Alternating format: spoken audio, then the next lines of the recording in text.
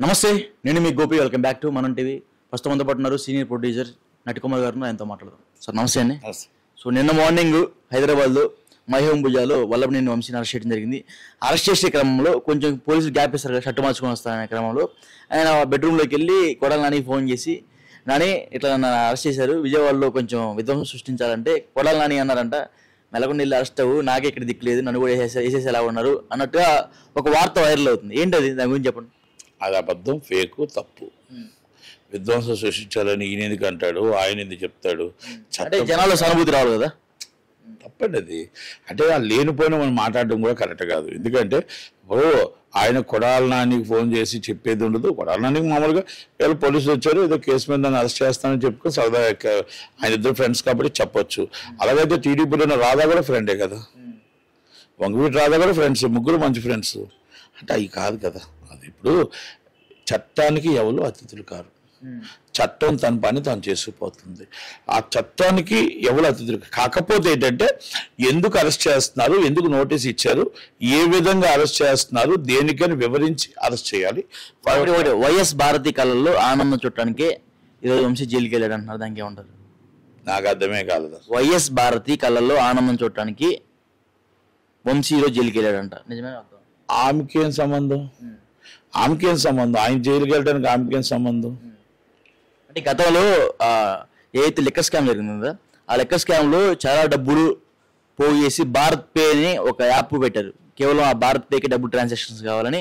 అప్పుడు ఆమె విపరీతంగా సోషల్ మీడియాలో సర్క్యులేషన్స్ అని నన్ను ఇట్లా రోత పట్టించేస్తున్నారంటే అప్పుడు వంశీ ఒక అడుగు ముందుకేసి అసెంబ్లీలో విపరీతంగా వాళ్ళ కుటుంబాన్ని కానీ లేకపోతే చంద్రబాబు గారిని తిట్టడం జరిగింది. అంటే ఆమె కళల్లో ఆనందం చూశారు చంద్రబాబు గారిని, వాళ్ళ సత్యమని తిట్టడం వల్ల. తర్వాత ఇప్పుడు రెడ్ బుక్ లో ఆయన పేరు ఉంది కాబట్టి ఈరోజు అరెస్ట్ అయ్యాడు. అంటే అప్పుడు ఆనందం చూశారు ఆ కళలో, ఇప్పుడేమో జైలు పాలయ్యారు అంటున్నారు, దానికి ఏమంటారు? భారత్ పే ఇప్పటికీ ఉంది. భారత్ పే, భారతీ పే కాదు, భారత్ పే. భారత్ పే అనేది ఆటోమేటిక్గా అది ఇప్పటికీ కూడా ఆ యాప్ ఉంది. ఆ యాప్లో మొత్తం అందరూ కూడా మొత్తం మా డిఆర్లో కూడా యాప్ ఉన్నాయి, అన్ని గూగుల్ పే, ఫోన్ పే ఇవన్నీ యాప్స్ ఉన్నాయి. అది పేటిఎం టైప్ లో ఉంటుందండి. నేను చెప్పే యాప్ గురించి కాదండి, భారత్ పే అంటే ఇట్ మీన్స్ ఏ లెక్క స్కామ్ వచ్చే డబ్బు మొత్తం కూడా ఆమెకి వెళ్ళి అందుతాయి. నేను చెప్పిందనండి, ఎవరో ఏదో చెప్పేస్తే ఏదో వేగ్గా మాట్లాడితే కాదు. ఇప్పుడు సోషల్ మీడియాలో ఎలా తయారైపోయిందంటే ఎవరు ఇష్టం వచ్చినట్టు వాడు ఏమండి భారతి గారిని అసభ్యంగా మాట్లాడినా, భువనేశ్వరమ్మని అసభ్యంగా మాట్లాడినా, కుటుంబాలను మనం లాగినా తప్పు. అది ఏ పార్టీకి మంచిది కాదు, ఏ పార్టీకి కూడా మంచిది కాదు. టీడీపీకి మంచిది కాదు, వైసీపీకి మంచిది కాదు. ఏమంటే మీరు రాజకీయంగా ఎదుర్కొని మాట్లాడండి. అది జనసేనకు కానీ మీకు కానీ ఎవరికి కూడా కుటుంబాన్ని లాక్కండి, అది తప్పది. కుటుంబం కోసం లాగేబట్టి కదా ఈరోజు వాళ్ళని మీరు వాళ్ళని లాగి ఈరోజు రాష్ట్ర ప్రజలను నడిరోడ్డు మీద వదిలేశారు కదా. వాళ్ళు వచ్చి మీరు సోషల్ మీడియాలో మీరు వచ్చి వాళ్ళని తిడతారు, వాళ్ళు మిమ్మల్ని తిడుతున్నారు, వీళ్ళు మిమ్మల్ని అరెస్ట్ చేస్తున్నారు, వీళ్ళు వాళ్ళని అరెస్ట్ చేస్తున్నారు. ప్రజల కోసం ఎవరు పట్టించుకుంటున్నారు, ప్రజల కోసం ఏ సేవ చేస్తున్నారు? ఈ పోలీసులు ఇక్కడి నుంచి తీసుకువెళ్ళడానికి, టీములు పరిగెట్టడానికి ఎన్ని వందల కోట్లు ఖర్చు అవుతున్నాయి. ఈ సోషల్ మీడియాకి ఇలాంటి అందరి మీద కేసులు పెట్టడానికి ఎంతమంది డబ్బు ఖర్చు అవుతుంది? ఫ్రీగా అవుతుందా? ఏ పార్టీ ఆఫీసు డబ్బిస్తుందా? ఏ పార్టీ ఆఫీసు డబ్బిస్తుంది?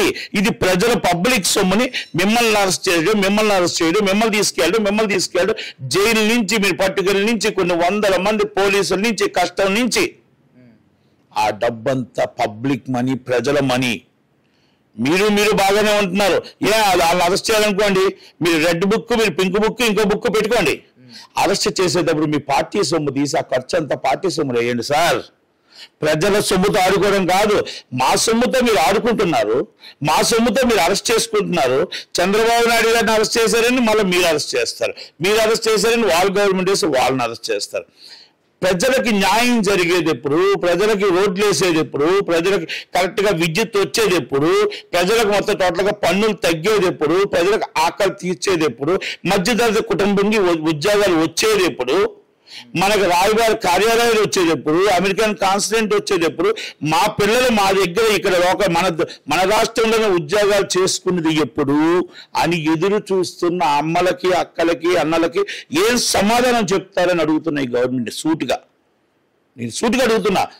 మీరు అరెస్ట్ చేశారా, లేకపోతే చట్టం తన పని తాను చేసుకుపోతుంది. నేను దానికోసం నేను తప్పు పట్టట్లా. ఇప్పుడు నిజంగా అక్కడ దొమ్మి కేసులో ఇది రాజకీయ కేసులు. రాజకీయ ప్రేరేపిత కేసులు, రాజకీయాల కోసం వాడుకున్న కేసులు. చంద్రబాబు నాయుడు గారిని అరెస్ట్ చేసినా, లేకపోతే మొత్తం టోటల్ అంబటి రాంబాబు గారిని అరెస్ట్ చేసినా, వంశీ గారిని అరెస్ట్ చేసినా, ఇవన్నీ కూడా రాజకీయ ప్రేరేపిత కేసులు. సోషల్ మీడియాలో ఎవరిని అరెస్ట్ చేసినా మీరు వాళ్ళని అరెస్ట్ చేసినా, మీరు సోషల్ మీడియాలో వాళ్ళని ఎందుకు ఇష్యూస్ బేస్డ్ మాట్లాడండి, ఇష్యూస్ బేస్డ్ మాట్లాడండి. ఇదిగో మేము ప్రతిపక్షంలో ఉన్నా, ఇది మాకు రాలేదు. జగన్మోహన్ రెడ్డి గారు అసెంబ్లీకి రాకపోవడమో తప్పే, ప్రజల కోసం మాట్లాడకపోవడమో తప్పే. మీరు వాళ్ళ కోసం రెడ్ బుక్ అని ఇంకో బుక్ అని పెట్టి వాళ్ళు మీరు పట్టుకెళ్తున్నప్పుడు తప్పులేదు, నీ చట్టం తన చేసేవారు. కానీ మీరు ప్రజల సొమ్ముని వేస్ట్ అవుతుంది, కొన్ని 100 కోట్లు వేస్ట్ అవుతుంది. అలాగని ఈ గవర్నమెంట్ కాదు, గత గవర్నమెంట్ కూడా అదే పని చేసింది కాబట్టే 164 నుంచి 11 సీట్లు వచ్చాయి. మీకు 164 సీట్లు ఇచ్చారు కదా. మనం ఇప్పుడు కక్ష సాధింపు చేస్తామా, లేకపోతే రాష్ట్రాన్ని అభివృద్ధి పదంలో పెన్షన్ తీసుకురావడానికి మన పోలవరం పూర్తి చేస్తామా, మన అమరావతి పూర్తి చేస్తామా, విశాఖపట్నం డెవలపింగ్ చేస్తామా, మన గోదావరి డెవలప్ చేస్తామా, మన ప్రతి ఒక్కరికి ఉద్యోగం ఇవ్వడానికి మనం ప్రయత్నం చేస్తామా? ఈ అవినీతిలో కూరుకుపోయిన కొంతమంది నాయకులు, కొంతమంది రాజకీయ నాయకులు వాళ్ళందరినీ ఏరు వేసి మనం నిజంగా డబ్బుని సస్యామలం తీసుకొచ్చి మన అప్పులు తీర్చడానికి ప్రయత్నం చేస్తామా? ఈరోజు పంచాయతీ అంటే అవినీతిలో కూరుకుపోయింది. ఆ పంచాయతీని సస్యామలం చేసి నిర్మూలన చేయాలి. ఈ రోజు అటవీ శాఖ అంటే గంధపు చెక్కలతో దౌర్జన్యంగా స్మగ్లింగ్ అవుతూనే ఉన్నాయి. అది నిర్మూలన చేయాలి, అది గవర్నమెంట్కి వచ్చే విధంగా చేయాలి. ఈ రోజు ట్యాక్స్, పంచాయతీ ట్యాక్స్ రూపాయి రావట్లేదు. ఇది పవన్ కళ్యాణ్ గారి చేతుల్లో ఉంది. అవన్నీ పవన్ కళ్యాణ్ గారు దాని మీద దృష్టి పెట్టాలి. ఐటీ అండ్ విద్యాశాఖ లోకేష్ గారు దాని మీద దృష్టి పెట్టాలి. ఐటీ కమ్యూనికేషన్స్ మన హైదరాబాద్ ఆంధ్రప్రదేశ్కి ఎప్పుడు రావాలి, ఎలాగ రావాలి, ఎన్ని వేల ఉద్యోగాలు రావాలి, ఎంతమంది రావాలి, ఎంప్లాయ్మెంట్ ఎలాగ ఇవ్వాలి, అది పిల్లలకు మన అందరికి అమెరికన్ కాన్సులేట్ ఎలా రావాలి, తక్కువ కాన్సులేట్స్ ఎలా రావాలి, ఇంటర్నేషనల్ ఫ్లైట్స్ ఎలా రావాలి, భోగాపురం ఎయిర్పోర్ట్ ఎప్పుడు పూర్తి అవ్వాలి, అలాగే గన్నవరం ఎయిర్పోర్ట్తో వాళ్ళ పిల్లలకు అక్కడే స్వాగతం పలుకుతూ ఉండాలి. ఇవన్నీ మనం ఆలోచించాలి తప్ప దయచేసి ఈ రాజకీయ ప్రేరేపిత కేసుల్లో మనం అభివృద్ధి మర్చిపోతున్నామేమో. ఇది మన కళ్ళు మూసి కళ్ళు తెచ్చే లోపల రెడ్ బుక్ అయ్యే లోపల 5 సంవత్సరాలు పూర్తవుద్ది. ఆల్రెడీ ఎల్లో బుక్ వస్తుంది. ఆ ఎల్లో బుక్ స్టార్ట్ అయితే 5 సంవత్సరాలు పూర్తవుతుంది.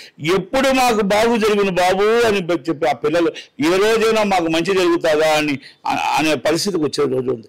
కాంగ్రెస్ గవర్నమెంట్ కదా పూర్వీకులు పురాణంలో మా తాతగారు మా మామగారు ఎప్పుడు ఈ పార్టీ పోతుంది, ఎప్పుడు మాకు మంచి రోజులు వస్తాయి, మేము అన్నం తినడానికి కూడా లేదు అని చెప్పి చాలా మంది ఇబ్బందులు పడ్డారంట. ఇంకా ఏకదాటి మీద కాంగ్రెస్ పార్టీ ఉండేదంట. అప్పుడే వచ్చారంట నందమూరి తారక రామారావు గారు, తెలుగువాడు, ఒక తెలుగువాడు దేశాన్ని శాసించాడు. అలాగా మనం బాధపడుతూ ప్రజలు బాధపడే విధంగా మనం చేయకూడదు. కనుక దయచేసి పెద్ద మనసుతో నా మాటల్ని అర్థం చేసుకోండి. మీకు ఇంకో మాట కూడా చెప్తున్నా, మీరు వచ్చి ఆ అబ్బాయిని కేసు పెట్టించారు, ఇస్ ద ఎంప్లాయ్. ఆ అబ్బాయి మీద మీరు అటాక్ చేశారంటున్నారు. అటాక్ చేసేటప్పుడు కాపాడలేకపోయారు. ఇప్పుడు ఈరోజు ఎంతమంది గన్మెన్లు ఉంటారు, ఎంతమంది పోలీసులు ఉంటారు సమాజంలో? ఆయన రేపు ఉదయం లేస్తే డొక్కాడిని బతుకుతో బతకాలి. ఈ రోజు ఆయనకి అటాక్, రేపు మన వంశీ అభిమానులు అటాక్ చేస్తే, ఏమైనా అటాక్ జరిగితే ఎవరు కాపాడుతారు? నేను ఉదయం లెగిస్తే పని చేసుకొని బతకాల్సింది వాళ్ళ ఫ్యామిలీ. మీకు ఆ అబ్బాయికి సెక్యూరిటీ ఏది అని అడుగుతున్నా. రేపు ఉదయం మళ్ళీ ఇదే వంశీ గారు మీరు టీడీపీలో చేర్చుకోవాలని గ్యారంటీ లేదా? ఇప్పుడు ఎంబీబీ సత్యనారాయణ నన్ను తిట్టారు, మళ్ళీ ఆయన వచ్చి మళ్ళీ పార్టీకి వచ్చేస్తున్నాడంట. మీరు ఆ పార్టీలో ఈ పార్టీలో ఉండేటప్పుడు ఈ అబ్బాయి కంప్లైంట్ పెట్టిన అబ్బాయి టీడీపీకి అవతల వచ్చారే అనుకోండి, ఈయన భవిష్యత్తు ఏంటి, ఆయన జీవితం ఏంటి? ఇప్పుడు పోలీసు వాళ్ళు చూసి పట్టుకున్నారు, మీరు సపోర్ట్ చేశారు, ఎల్లకాలం ఆయనతో మీరు సపోర్ట్గా ఉంటారా? ఆయన భవిష్యత్తు, ఆయన జీవితం ఏంటి? ఇది ఎంప్లాయ్ అయినా మీ కార్యకర్తలతో కేసు పెట్టించుకోవాలి. మీ కార్యకర్తలు ఉదయం లెగిస్తే మీ కార్యకర్తలకు అండగా ఉండాలి. అంటే రేపు ఉదయాన్ని మీకు మంచి చేస్తే, ఆయనకు మంచి చెడు చేస్తే ఆయన ఆల యాంటీ అవుతారు, మీకు మంచి చేస్తే మీకు చెడు చేస్తే మీరు యాంటీ అవుతారు. ఆయన జీవితం ఎటుందంటే ఇప్పుడు దినదినం గండంగా బతకాల. నేనేమంటున్నా, కిడ్నాప్ చేసి జరిగితే ఇప్పటికి వచ్చి ఇప్పుడు పట్టించుకోకుండా తర్వాత వచ్చి పట్టుకొని అరెస్ట్ చేశారు అంటున్నారు. ఇప్పుడు అటైనా ఇటైనా ఆయన జీవితం నాశనం అయిపోయిందా? ఆ తల్లిదండ్రులు బతుకుతూ దిందన గంటనే భయపడుతూ బతకాలా? అంటే ఒక వ్యక్తిని మనం కంప్లైంట్ పెట్టే వ్యక్తిని మనం సేఫ్టీ ఇవ్వలేకపోతున్నాం. విక్టిమ్ని మన సేఫ్టీ వెళ్ళకపోతున్నాం. అదే నేను అడుగుతుంది. నేను ఆయన కోసం చెప్పట్లే. ఆయనలాగా ఎవరైనా పెడితే కూడా ఇటు అటు రేపు ఆడ గవర్నమెంట్ వస్తే ఆయన ఏ ఊరు పోవాలి? మీ గవర్నమెంట్లో మీరు సేఫ్ చూస్తారు. ఆయన గవర్నమెంట్ వస్తే మళ్ళీ లేకపోతే అదే వంశీగా టీడీపీకి వస్తే రాజు గ్యారంటీ ఉందా? ఎందుకు రారు? నో. శాశ్వత శత్రులు శాశ్వత మిత్రులు లేరు. ఎంవివి సత్యనారాయణ గారు, దోలపూడి చంద్రశేఖర్ రెడ్డి గారు చాలా ఛాలెంజ్ చేశారు పవన్ కళ్యాణ్ గారి మీద. ఇప్పుడు వాళ్ళంతా ఏ పార్టీలో ఉంటారో ఎక్కడ ఉంటారో ఎలాగుంటారో తెలియదు. ఇప్పుడు ఆయనంతా ఎంవివి సత్యనారాయణ గారి వర్క్లన్నీ అవుతున్నాయి. ఇప్పుడు ఆయన టీడీపీకి వస్తాడో జనసేనకి వస్తాడో బీజేపీకి వస్తాడో తెలియదంట. మరి ఆ కార్యకర్తలు ఏమవ్వాలి? నమ్మిన కార్యకర్తలు కంప్లైంట్లు పెట్టినారు, తల్లులు తిన్నారు, జైల్లో కేసులు పెట్టించుకున్నారు, ఏమవ్వాలి? దాన్ని గ్యారంటీ మీరు ఇస్తారా బాండ్ మీద? ఇవాళ మేము జీవితంలో చేర్చుకోమని, అవునా కదా? ఇది నేనేమంటున్నానంటే శాశ్వత శత్రులు శాశ్వత మిత్రులు లేదు. అందుకే మిత్రులారా ఒక్కసారి ఆలోచించండి. ఈ పార్టీ మీద కేసు పెట్టినా ఆ పార్టీ మీద కేసు పెట్టినా మన జీవితం, మన లైఫ్, మన భార్య, మన పిల్లలు, మన తల్లిదండ్రులు ఎవరో శాశ్వతంగా ఆ రోజు నువ్వు ఇంద్రుడివి, నువ్వు చంద్రుడివి, నువ్వు ఇంతటి వాడివి అంతటి వాడివి అంటారు. ఎదుటి పార్టీని అమ్మనాబుద్ధులు తిరిగితే నువ్వు చాలా గొప్పవాడివి అని నీకు ఒక దండ వేస్తారు. అవతల పార్టీ వచ్చిన తర్వాత మళ్ళీ జైల్లో పెట్టిన తర్వాత ఆ దండ కాస్త దూరం అయిపోయి మన భార్య పిల్లలకు మనం దూరం అవుతాం. అందుకే ఇష్యూస్ బేస్డ్ మాట్లాడాలి తప్ప ఏ రోజు కూడా ఆ పార్టీ అధికారంలో ఉందని ఆ పార్టీని తిట్టొద్దు, ఆ పార్టీ అధికారంలో లేదని ఈ పార్టీని తిట్టొద్దు. దయచేసి ఇష్యూస్ బేస్డ్ మాట్లాడండి. జగన్మోహన్ రెడ్డి గారు, చంద్రబాబు నాయుడు గారు, లోకేష్ గారు, పవన్ కళ్యాణ్ గారు ఫ్యామిలీ జోలికి వెళ్ళొద్దు. ఎవరు కూడా దయచేసి ఫ్యామిలీ జోలికి వెళ్ళొద్దు. ఎందుకంటే పార్టీకి ఇష్యూస్ బేస్డ్ మాట్లాడి పార్టీ గెలవాలని కోరుకుందాం అంతే తప్ప ఈ విధంగా మాతో దయచేసి ఇవన్నీ కూడా మీరు ఒక్కసారి తాత్కాలికమే రాజకీయాలు. ఇవన్నీ మనం రేపు పొద్దున కంప్లైంట్ పెట్టినా మనం నాశనం అయిపోతాం. రేపు మనం జీవితం నాశనం అయిపోతుంది. దినదిన గండాలుగా బతకాలి. మనకేమైనా వీళ్ళు శాశ్వతంగా ఎవరైనా కంప్లైంట్ పెట్టమని ఏమైనా ఇస్తారా? మన జీవితం కాపాడుతారా? మన భార్య పిల్లలకు ఆకలితో తీరుస్తారా? తీర్చరు. నీకు ఒక అవార్డు ఇస్తారు. నువ్వు ధైర్యంగా నిలబడ్డావు, నువ్వు ధైర్యవంతుడివి, నీకు సేవా పథకం ఇస్తానట్టు ఇస్తారు. తర్వాత నాశనం అయిపోయిన తర్వాత నువ్వు ఎవరమ్మా వారి గేటు బయట నుంచే తోసిస్తారు. ఇది రాజకీయ నాయకుల నైజం. ఇది నేను అందుకనే దయచేసి ఏ రాజకీయ పార్టీ నాయకులైనా మన నోరు జాగ్రత్తగా పెట్టుకోండి. మనం ఇచ్చేటప్పుడు కూడా మన భార్య పిల్లల్ని అందరిని ఆలోచించుకోండి. ఈ గవర్నమెంట్ వచ్చినా ఆ గవర్నమెంట్ వచ్చినా మళ్ళీ ఫుట్బాల్ ఆడుకోకుండా ఆలోచించి నిర్ణయం తీసుకోమని ప్రజలకు నిర్ణయిస్తున్నా. ఇది ప్రజల సొమ్ము వృధా కాకూడదు అనేది నా ఉద్దేశం. Okay sir, thank you.